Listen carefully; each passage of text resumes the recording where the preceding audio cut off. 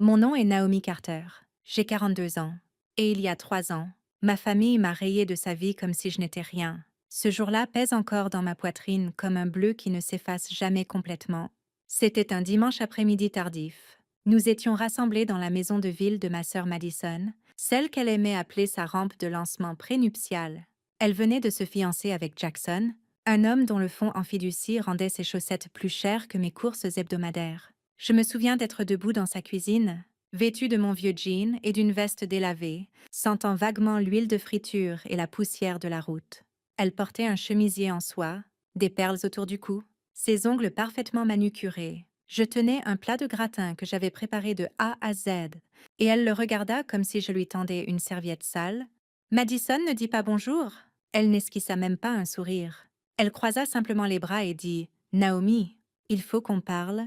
Je savais déjà où cela menait. On le sent quand quelqu'un s'apprête à vous servir un rejet emballé dans de la fausse sollicitude. Elle dit que le mariage serait très formel. Elle dit que la famille de Jackson était traditionnaliste.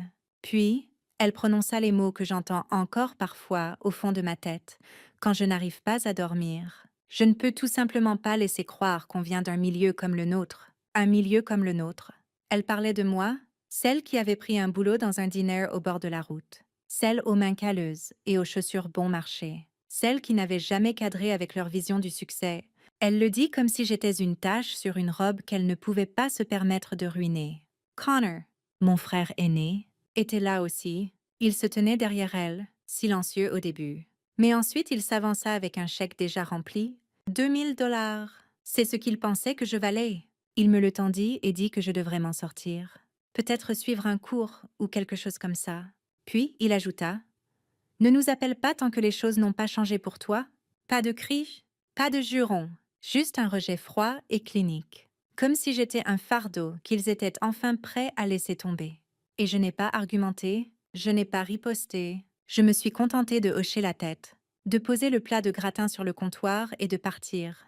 Le pire n'était pas l'insulte, ce n'était même pas l'argent, c'était le regard dans leurs yeux quand ils me parlaient.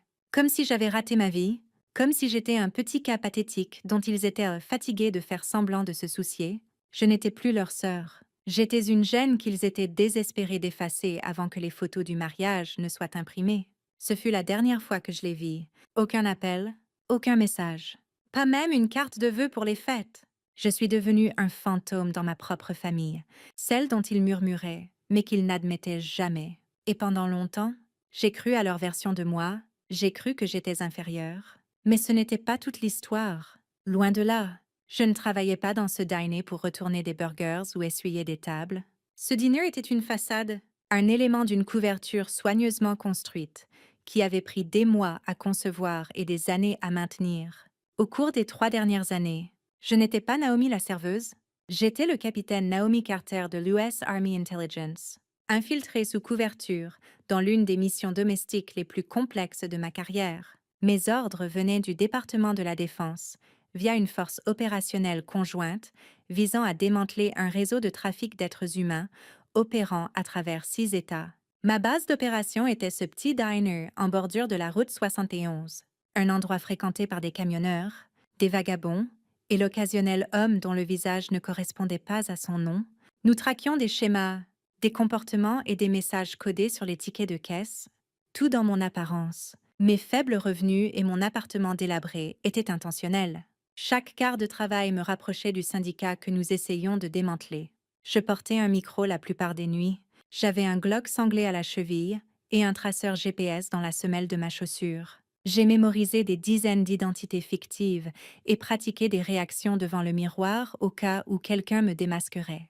Ce n'était pas un drame télévisé, c'était un danger bien réel. J'ai une fois dû servir du café à un homme que nous savions avoir trafiqué 6 adolescents à travers des frontières d'État, en souriant comme si je n'avais pas envie de lui casser la mâchoire. Je ne pouvais en parler à personne. Pas à mes amis, pas à mes voisins, sûrement pas à ma famille. Le secret opérationnel total était non négociable.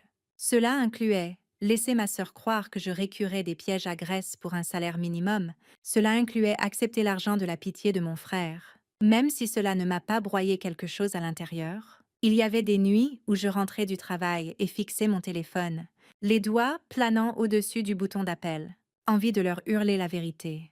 Mais je ne l'ai pas fait, parce que si je rompais ma couverture, ne serait-ce qu'une seconde, des gens pouvaient mourir. Des vies étaient en jeu et j'avais une mission à accomplir. Dans l'armée, j'avais un niveau d'habilitation que la plupart des civils ne peuvent même pas nommer. J'ai obtenu ma commission après des années de service actif, incluant des déploiements en Afghanistan et en Europe de l'Est. J'ai reçu la médaille de recommandation de l'armée 2 fois. J'ai une étoile de bronze pour des actions lors d'une embuscade de convoi qui a laissé 3 de mes coéquipiers blessés. Mon dossier ressemble à de la fiction, mais chaque mot est vrai. Mon rang m'a donné accès à des renseignements que peu de gens voient jamais. J'ai passé des heures à éplucher des communications interceptées, à cartographier des itinéraires d'approvisionnement et à établir des profils psychologiques de trafiquants. Chaque fois que je faisais craquer une piste, ce n'était pas juste une affaire bouclée, c'était un enfant de plus retrouvé, une vie de plus arrachée à l'enfer. La mission dont je faisais partie ne s'est pas terminée par un seul coup de filet. Elle a pris 3 ans de surveillance, d'opérations pièges et de coopération entre agences. Quand nous avons enfin frappé, 17 personnes ont été arrêtées dans 4 États. Nous avons sauvé 43 victimes, dont 12 mineurs. Certains d'entre eux étaient à portée disparue depuis plus d'1 an, ce moment où les portes ont volé en éclats et où les agents ont envahi les lieux, a rendu chaque seconde de ces années silencieuses digne d'être vécue. Le dîner a fermé 2 jours plus tard. Mon contact au bureau du shérif local m'a remis une recommandation scellée et une seule phrase. « Vous avez bien travaillé, Carter ?» Je suis rentrée à Washington pour le débriefing.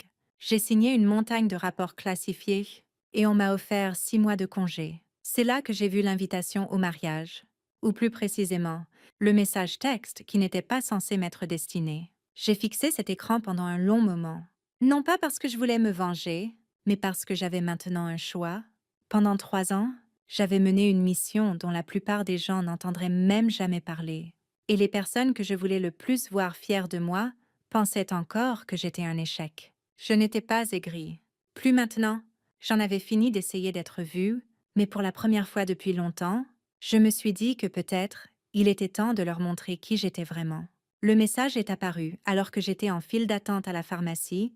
Il venait de Connor, un texto de groupe avec les détails du mariage, le lieu, l'heure, et même un lien vers une carte. Pas de salutation, pas de nom, juste de la logistique. J'ai fixé l'écran comme si c'était une erreur. Il l'avait envoyé sur notre ancien fil familial, le même qui n'avait pas vibré depuis 3 ans. Une partie de moi voulait y voir une branche d'olivier, une autre partie savait mieux. C'était probablement une bourde. Un renvoi imprudent d'un frère qui ne se rappelait même pas que je n'étais pas censée être là. Pendant un moment, je n'ai pas bougé. Je suis restée figée entre les médicaments contre les allergies et les boissons fraîches, relisant ce message encore et encore. J'aurais pu l'ignorer. J'avais toutes les raisons de le faire. Il ne me voulait pas à l'époque. Pourquoi devrais-je me pointer maintenant? Mais quelque chose a basculé en moi ce jour-là, pas par dépit, pas par colère. C'était quelque chose de plus ancien que ça, quelque chose ancré dans toutes les années que j'avais passées à essayer de rattraper mes frères et sœurs, à gagner ma place dans une famille qui avait déjà décidé où était la mienne. En grandissant, Madison était la fille à papa, note parfaite, reine du bal de promo. Celle que maman utilisait comme étalon que je n'atteignais jamais tout à fait. Connor était le battant, stage en fac de droit et assurance. J'étais celle aux genoux écorchés et aux rêves militaires. Celle qui ne savait pas se maquiller correctement, celle qui posait trop de questions et rentrait trop tard. Même quand j'ai survécu au camp d'entraînement, même quand j'ai été déployée à l'étranger, il y avait toujours cette chose tacite entre nous, comme s'il tolérait une phase, en attendant que je retombe en place, que j'échoue en silence pour qu'il puisse passer à autre chose. Le mariage n'était pas juste une célébration, c'était un rappel qu'ils m'avaient rayé, qu'ils avançaient sans moi, que j'étais encore cette même sœur décevante d'il y a 3 ans. Du moins, c'est ce qu'ils pensaient. Je n'avais pas besoin de gâcher le mariage. Je n'avais pas besoin de faire une scène, mais quelque chose en moi me disait d'y aller. Pas pour eux, pour moi. Pour entrer dans cet endroit et être vue. Pas la version de moi qu'ils avaient inventée, mais la vraie, celle qui avait passé 3 ans dans l'ombre, à sauver des gens qu'ils ne rencontreraient jamais. Alors j'ai pris une décision discrète. J'ai ouvert mon placard, j'ai attrapé l'uniforme qui n'avait pas vu la lumière du jour depuis des mois et je l'ai étalé sur le lit. Il était temps qu'il rencontre la vraie Naomi, qu'il soit prêt ou non. Le country club ressemblait exactement à ce dont je me souvenais. Des marches en pierre polie, des colonnes blanches et des hortensias en fleurs bordant l'entrée. Il y avait des voituriers et des invités en costumes et robes pastel, tous se pressant comme des figurants dans un film auquel je n'avais pas été invitée. Mais cette fois, je n'arrivais pas en jean usé et baskets vieilles. Je suis descendue de mon SUV noir, mon uniforme de parade repassé et luisant sous le soleil printanier. Les insignes sur mes épaules accrochaient la lumière juste assez pour que le garde de sécurité à la porte d'entrée se redresse. Il me regarda, puis le badge sur ma poitrine, et hocha la tête sans un mot. On ne me demanda pas d'invitation, juste un respect silencieux qui me suivit à l'intérieur. Le hall sentait le linge frais et le parfum coûteux. J'entendais de la musique de piano douce venant de la cour où la cérémonie avait déjà commencé. Je marchais lentement, ne voulant pas interrompre, mais refusant aussi de me fondre dans le décor cette fois. Pour une fois, je voulais occuper l'espace. Les portes de la cérémonie étaient entr'ouvertes, juste assez pour que je me glisse à l'intérieur. Des rangées de chaises blanches s'étendaient devant moi, toutes tournées vers un arc couvert de fleurs pâles. Madison se tenait dessous dans une robe en dentelle, rayonnante et composée, sa main serrant celle de Jackson. Connor était juste à côté, fier et impeccable comme toujours, rayonnant comme s'il était celui qui se mariait. Personne ne se tourna pour me regarder. Je m'assis au tout dernier rang, derrière un groupe d'invités plus âgés qui murmuraient sur des actions et des visites de vignobles. Je sentais le poids de mes médailles sur ma poitrine, le râtelier de ruban accrochant le bord de mon champ de vision à chaque mouvement. Mes bottes ne faisaient aucun bruit sur la moquette, mais mon cœur semblait plus fort que les vœux échangés. Je les observais comme une étrangère, la famille dans laquelle j'étais née, les gens qui m'avaient effacé de leur vie, riant, souriant, existaient comme si je n'avais jamais compté. Et pourtant, je n'éprouvais aucun besoin d'interrompre. Je n'étais pas venue pour le drame, je venais pour moi. Il y avait quelque chose de surréaliste dans tout ça, être assise là, entourée de gens qui pensaient que j'étais partie depuis longtemps, tout en portant l'uniforme qui racontait la vraie histoire de ce que j'étais devenue. J'avais été invisible si longtemps, mais aujourd'hui, juste en étant présente, je reprenais quelque chose qu'ils avaient essayé de m'enlever. Je restais immobile, composée et fière. Ce n'était plus une question de vengeance ou de prouver quoi que ce soit, c'était une question de me tenir enfin dans ma propre vérité, inébranlable et non invitée, mais absolument inoubliable. Je me tenais près du bar, sirotant une eau gazeuse, quand j'entendis mon nom, non pas prononcé directement mais évoqué. L'une des femmes en robe cocktail marine dit quelque chose sur la sœur de Madison qui travaillait dans un endroit au bord de la route. Une autre renchérit d'un petit rire et dit « La pauvre, ça doit être dur de décrocher autant. » Elle ne savait pas que j'étais à 3 pas d'elle. Elle ne reconnaissait pas la femme en uniforme. Pour elle, j'étais juste une invitée de plus, probablement liée au lieu, jusqu'à ce que je m'avance. Je gardais une voix égale. « Excusez-moi, je crois que vous parlez de la sœur de Madison ?» L'air changea, les têtes se tournèrent. La femme en robe marine cligna des yeux vers moi, son sourire poli vacillant. Je laissai le silence s'installer une seconde avant de continuer. « Je suis Naomi Carter. Je suis la sœur de Madison. » Leurs visages se figèrent au ralenti. Choc, confusion, un éclair de ce qui ressemblait à de l'embarras. L'un des hommes demanda si j'étais dans les forces de l'ordre. Ses yeux glissèrent sur mon badge. Mon râtelier de ruban, les insignes marquant des années de service. Je hochai légèrement la tête et dis « Je suis capitaine dans l'armée des États-Unis. » Division du renseignement. Les murmures commencèrent instantanément. Les gens se penchèrent en avant, les chuchotements sautant comme des étincelles dans un champ sec. Je ne tressaillis pas, j'avais affronté pire. J'avais fixé des hommes aux mains ensanglantées et aux yeux menteurs. Ce n'était pas de la peur, c'était une exposition. Je continuais calmement, mais avec précision. Au cours des 3 dernières années, j'ai travaillé sous couverture dans le cadre d'une opération fédérale conjointe visant le trafic d'êtres humains. Le mois dernier, nous avons démantelé l'un des plus grands réseaux de contrebande du Midwest, 17 arrestations. 43 victimes sauvées. Quelqu'un lâcha sa flûte à champagne. Un silence suivit, épais et stupéfait. Je sortis ma carte d'identité de ma veste, l'ouvris pour qu'il voie ma photo, mon titre et le sceau fédéral. Puis je regardai directement Connor, qui s'était enfin frayé un chemin jusqu'à moi, le souffle court dans la poitrine. « Vous vous souvenez peut-être de moi comme de votre sœur serveuse ?» Cette phrase atterrit comme une grenade. Madison était derrière lui, maintenant le visage blême, la bouche légèrement ouverte. Je vis le moment où ça la frappa.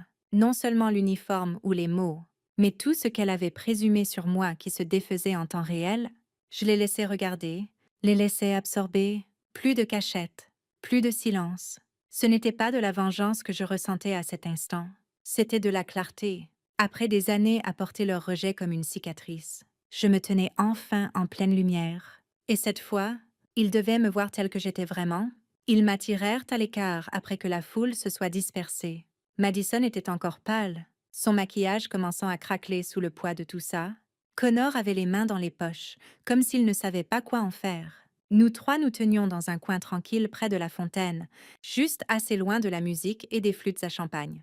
Elle fut la première à parler. Sa voix tremblait, mais était douce. Elle demanda pourquoi je ne leur avais rien dit. Pourquoi avais-je laissé croire que j'étais une sorte d'échec? Je laissai la question flotter une seconde. Non pas parce que je n'avais pas de réponse, mais parce que je voulais qu'elle s'asseye dans ce silence. Je lui rappelai ce qu'elle avait dit ce jour-là dans sa cuisine. Comment elle m'avait regardée comme si j'étais inférieure. Comment elle avait dit qu'elle ne pouvait pas se permettre que quelqu'un comme moi se pointe et la fasse passer pour ce qu'elle n'était pas. Je regardais aussi Connor et lui rappelais le chèque qu'il m'avait tendu, comme s'il faisait un don à un refuge, comme si j'étais quelque chose à réparer discrètement de loin. Puis je leur dis la vérité. Je n'ai rien dit parce que je n'en avais pas le droit, parce que mon travail exigeait un silence absolu, même quand ça faisait mal, même quand ça signifiait laisser ma propre famille croire que je n'avais rien à montrer de ma vie. Mais plus que ça, je ne leur ai rien dit parce qu'ils avaient clairement fait comprendre qu'ils ne voulaient pas voir au-delà de la version de moi qu'ils avaient déjà décrétée vraie. La chose est que je ne suis pas venue ici en quête de validation. Je ne suis pas entrée dans ce mariage pour fourrer quoi que ce soit sous le nez de qui que ce soit. Je suis venue parce que pour la première fois, je n'avais plus peur d'être vue. Pendant des années, j'ai porté leur jugement comme un poids sur mon dos. Et maintenant je l'avais enfin posé. Je leur dis qu'ils ne m'avaient pas repoussée à cause de qui j'étais. Ils m'avaient repoussée à cause de qui ils avaient besoin que je ne sois pas. Quelqu'un qui ne collait pas à leur récit, quelqu'un qui les mettait mal à l'aise dans leurs privilèges. Ça ne me concernait pas, ça les concernait eux. Je le vis sur leur visage à cet instant. Pas juste de la honte, mais du regret. Du vrai, celui qui ne s'efface pas avec quelques excuses et un câlin, et je ne fus pas cruelle. Je ne les attaquais pas, mais je ne les réconfortais pas non plus.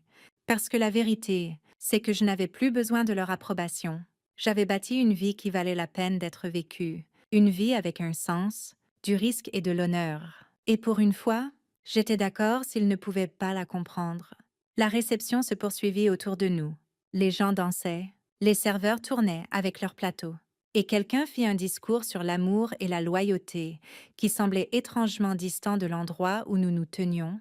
Madison tendit la main vers la mienne comme elle le faisait quand nous étions petites, les yeux pleins de quelque chose de fragile. Elle s'excusa, la voix calme mais assurée. Connor ajouta les siennes, moins polies mais sincères. Il n'y avait pas d'excuses, dirent-ils, juste du regret.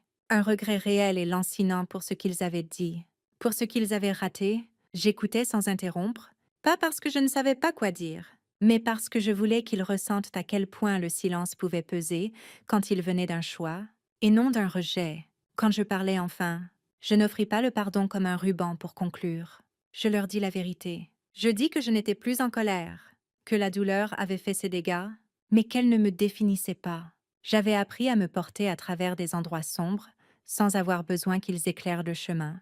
Mais je leur dis aussi que s'ils étaient prêts à recommencer, non pas là où nous nous étions arrêtés, mais là où nous étions vraiment maintenant, j'y serais ouverte, lentement, prudemment, avec le temps. Je n'avais pas besoin de leur acceptation, j'avais trouvé la paix toute seule.